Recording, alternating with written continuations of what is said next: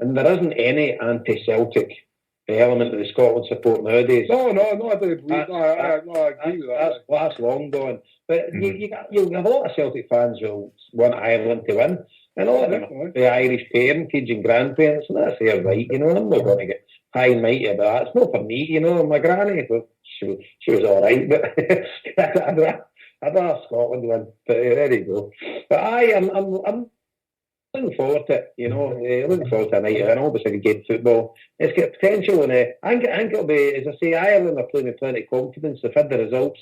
Scotland are playing with plenty of confidence, and I think Scotland genuinely think they can win. And I would say Ireland would be happy with a draw. I don't know if speaking about it, but they would take a draw.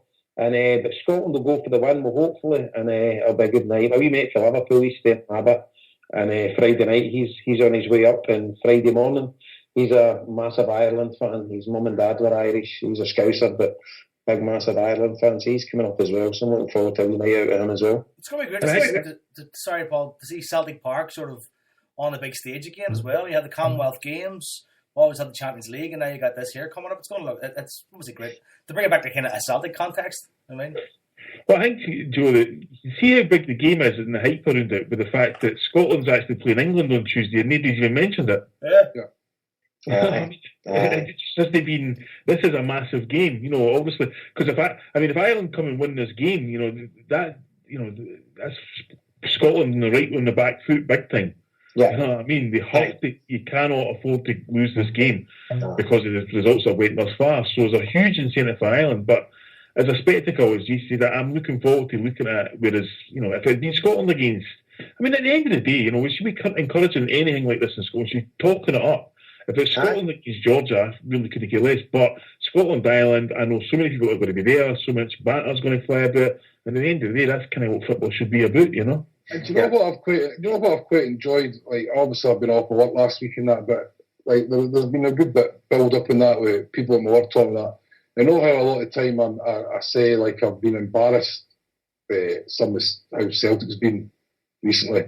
Like, I can't even defend them sometimes with some of these like Irish fans who support English teams and all that, But it's been quite good. There's been 2 or 3 people talking to me about the fact that they're going to the game, and it's the first time actually the 2 guys I'm thinking about are actually League of Ireland fans. They're not even English fans, but they're really excited at the fact that they're going to Celtic Park for the first time. Probably some of them would never probably went unless their League Ireland club got drawn against Celtic, And they're actually quite excited to be going to see it. And they're asking me, well, what's it all like? And I hear about this new Celtic way, and what should we go and see? And I said, you've got to go and take it on, get your pictures of the statues and all that kind of stuff. Go and see it. And I felt quite proud.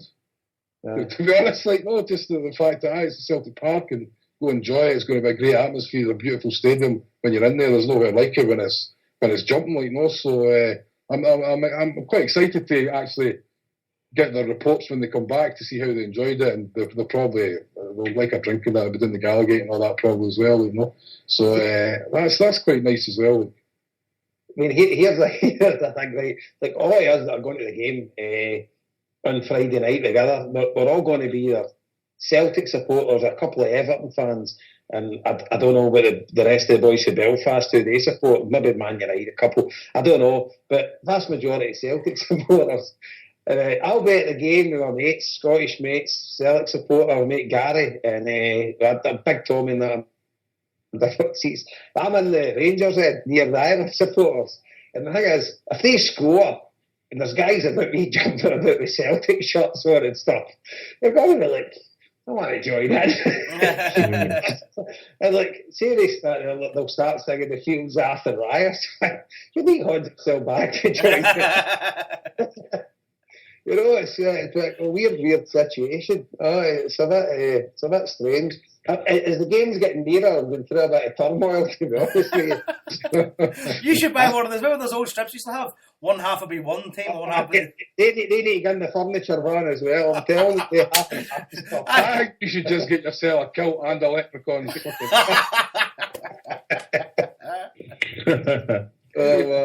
Mick Higgins. See you, Jimmy, where I got with the game. So, before we go, Mr. Larkin, it's your last couple of days before the big event. How's it feeling? Well, to be honest, I'll be glad to get going. It's been like looking after 400 bairns in the last 3 weeks. We getting instructions to people and people saying, what does dress code mean? And I was like, for fuck's sake, wear a pair of trousers or whatever. And all this kind of stuff on and on. But we're towards the end now. Everything's ready to go for the 2 screenings.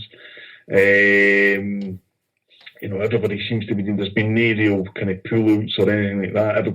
Vast majority of people have been in touch. Still a couple of people to get in touch. And we're just kind of, been into the phase of actually organising the day. I was able to, and the Sunday I was able to sit down yesterday and write some stuff for what I'm going to say before it and things like that, which has literally been the first time I've been able to sit down and do that, because it's just been kind of non-stop organisation. And, it's been great because obviously we've fitted in some more dates, Carl Luke for Christmas, not a phrase I don't want to hear myself say, but it's happening. And in the same vein, Las Vegas, that's now all sorted and ready to go. That's going to be on the Wednesday night, the convention. And of course, the US premiere has now been finalised in Philadelphia, and there's a whole weekend events around that. So, it's good. It's quite exciting. And, my one, touching back right to the very start of the weekend of the show and saying, I fear to middling on that, I'm going to try and enjoy this as much as I can, because I'm one of these people who always I'm always looking back or looking forward, and I never fucking have that moment, you know what I mean? And it's something that I'm really determined to do at the weekend. So for anybody listening, if you try and spoil it, I can tell you now, Jason will kill you. I'm looking forward to it, mate. I'm looking forward to it, and I'm glad I got big Tommy and Jerry tickets and that, so they're looking forward to it as well. So, I think it's all systems go. So, very, very, very best of luck to you, mate. Thank you. Over as well. By the way, I'm just talking to Tara here. She could be coming on now in the next few minutes. So, just talk about the... Is it a big entrance or something? She can't make a big entrance. She has to change dresses like Celine Dion. Aye. we're going to lower her down from the roof. No, she's just in, so I'm just giving her the number to call. So anything else on the agenda so we can stretch this out so she can give us a call? Good and bad. Good and bad. I suppose Harper, you haven't been in a long time. I mean, we gotta throw it to you first. We gotta go good or we gotta go bad? Harper? You tell me. I don't know. That's why I said throw it to you. We'll go good. Good. Okay. Go ahead. My good of the week is I'm still alive when I thought I'd never be dead.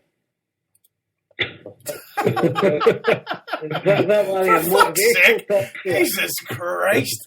It's not bad, is it? Harper's still alive.